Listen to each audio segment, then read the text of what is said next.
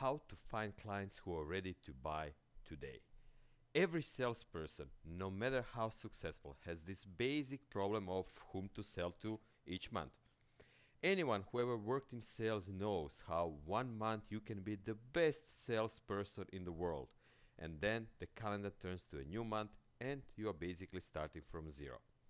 Your previous success is forgotten and your manager is coming to your desk with the same old question. What will you do for me this month? What is it in your pipeline that will close this month or this quarter? How many deals are you going to close this month? This is what I call the curse of a sales job.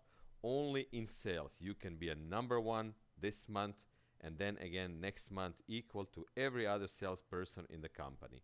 Last month is behind you now and you are back at zero.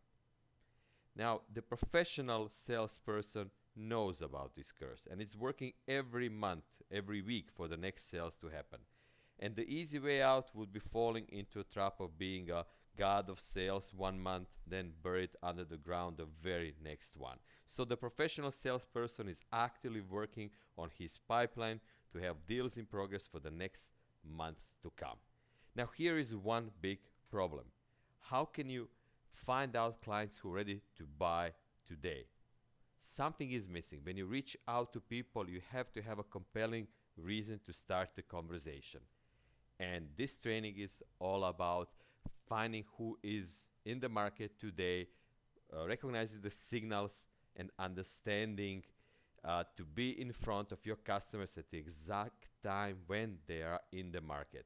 So how to use different resources to have a intelligent conversation with your prospect next time and really open the door for your product or service. Of course, it's all about finding the perfect timing to contact your prospects. Is it over the phone? Is it via email? No matter what.